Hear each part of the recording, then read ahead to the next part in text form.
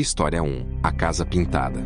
Eu devia ter uns 17 anos quando meu pai resolveu aceitar um serviço lá no interior da Paraíba.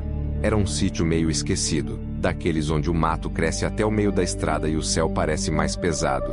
Fomos ajudar um primo distante que queria reformar uma casa antiga, que ele tinha herdado da avó.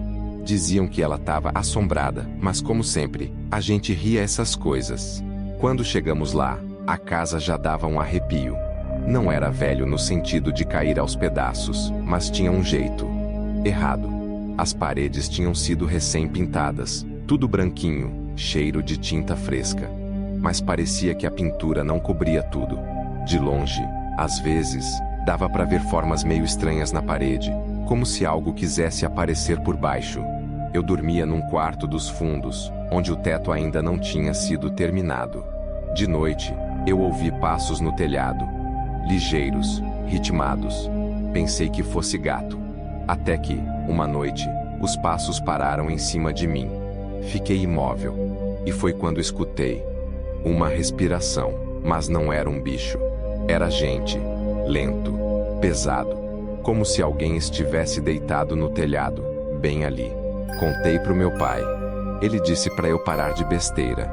Mas naquela noite, ele mesmo gritou assustado. Disse que escutou alguém chamando o nome dele baixinho, bem no pé do ouvido. Só que ninguém estava por perto. Uns 2 dias depois, um pedreiro contratado foi embora sem dizer nada.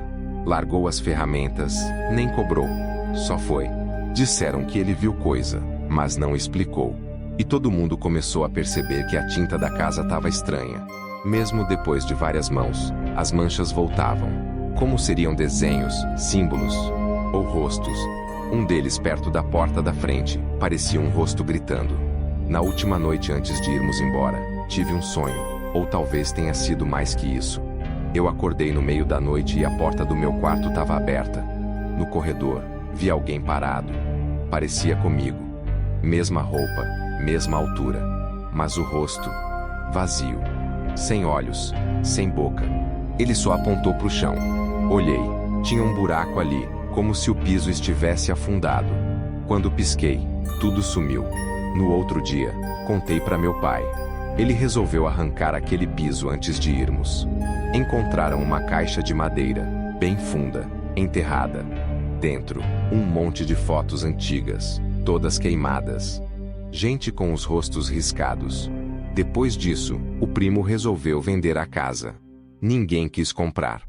1 mês depois, a casa pegou fogo sozinha, sem motivo aparente. O eletricista disse que foi curto-circuito. Como pode se não tinha energia elétrica? Eu nunca voltei naquele lugar. Mas às vezes, quando tô sozinho, ainda escuto os passos no telhado.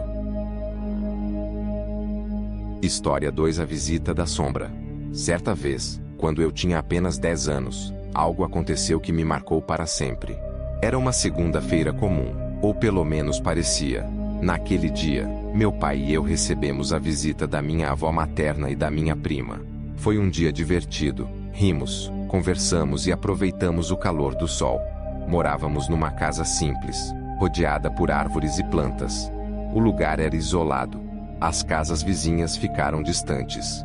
E o mercadinho mais próximo, a uns 200 metros. Quando a noite chegou, a luz foi embora com ela. Não havia eletricidade. A única coisa que nos iluminava era um lampião antigo. Um cilindro de vidro, com um pano embebido em querosene. Fraco, mas suficiente. Por volta das 6 da noite, minha avó me pediu que fosse ao mercado comprar pão, cigarros e outras coisinhas. Ela era fumante, e como a gente tava sem nada, aproveitei para pegar algumas coisas para minha prima também. Voltei para casa tranquilo, mas esqueci os cigarros. Minha avó me pediu para ir de novo, já passando das 8 da noite. Dessa vez, minha prima não quis me acompanhar. Então fui sozinho, pela estrada escura, só com o barulho dos grilos e do vento nas folhas. Comprei os cigarros, e voltei. Ao chegar no terraço, tudo parecia errado. Escuro demais, silencioso demais. Quando me aproximei da porta, vi minha avó. Ela estava parada, eu esperando. Sem dizer nada, estenda a mão. Eu estiquei o braço e coloquei os cigarros na mão dela. mas no exato momento em que toquei sua pele, a carteira de cigarros atravessou os dedos dela e caiu no chão. Eu me abaixei lentamente para pegar. Quando levantei os olhos de novo, ela não estava mais lá. Desapareceu. Sumiu como fumaça, pelo telhado. Entrei correndo em casa, com o coração disparado. E ali, estava ela, minha avó, sentada, conversando com meus pais e minha prima, como se nada tivesse acontecido. Eu contei o que vi, cada detalhe. Eles caíram em choque e começaram a rezar. Naquela época, corria um boato na cidade. Ver alguém que está vivo, como se fosse um espírito, era presságio de morte. Nunca esqueça aquela noite. E até hoje, me diga, quem, ou o que, foi que estendeu a mão para mim naquelas trevas? História 3.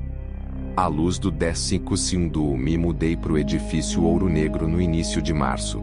Era um prédio recém-inaugurado, daqueles com fachada moderna e portaria automática, mas, estranho, muito silencioso. Eu era um dos primeiros moradores. Meu apartamento estava no 2º andar. Dos 4 apartamentos do andar, só 2 estavam ocupados. No 3º morava uma senhora sozinha. E, fora isso, ninguém. O prédio tinha 20 andares, mas o elevador parava em poucos, quase sempre andares vazios. No começo, eu encontrei ótimo. Silêncio, privacidade, até demais. Era como morar num prédio fantasma. Na primeira semana, notei uma coisa curiosa. Toda noite, por volta das 3h, a luz do 12º andar acendia. Sempre a mesma janela, um quadrado amarelo no meio do breu. Eu pensei que talvez fosse o zelador, ou alguém fazendo uma vistoria, sei lá. Mas um dia, resolvo perguntar para a portaria. O porteiro olhou confuso. Disse que não tinha ninguém morando no 12º. Aquele andar tá vazio ainda, senhor. Nem chave foi entregue. Fiquei com aquilo na cabeça. À noite, espere. Às 3, uma luz acendeu de novo. Tentei ignorar. Até que uma madrugada, a luz do 12º acendeu mais cedo. E o elevador parou no meu andar. Eu ouvi o ding. A porta abriu, mas ninguém saiu. Só ficou lá, aberto. Um tempinho. E fechado de novo. O elevador desceu sozinho. Estou esperando para não filmar.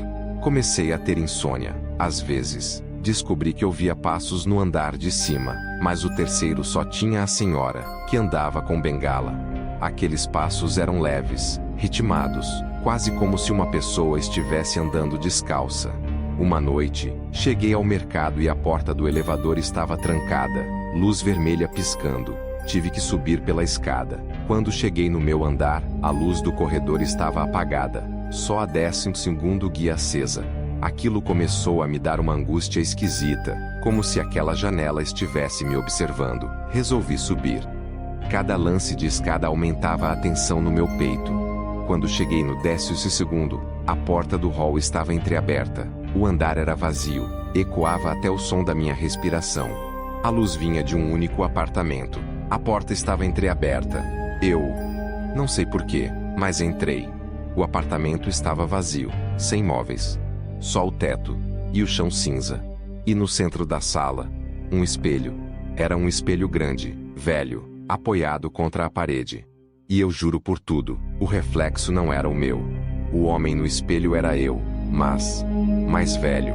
Cabelo bagunçado, olhos fundos. Ele sorriu. Mas o sorriso não era meu. Corri. Desci os 12 andares pelas escadas, com a certeza de que alguém vinha atrás, mas nunca olhei para trás. No dia seguinte, pedi para mudar de prédio. Entreguei a chave, nem quis o reembolso. Antes de sair, perguntei de novo na portaria. O porteiro, outro, de plantão, me disse algo que me travou. Você disse que morava no 2º, né? Engraçado, o cadastro aqui mostra que o senhor tá no 12º. Eu nem respondi, só fui embora. Mas às vezes, quando passo por aquela região da cidade, vejo a luz do 12º andar acesa. E fico me perguntando, quem é que tá morando lá agora?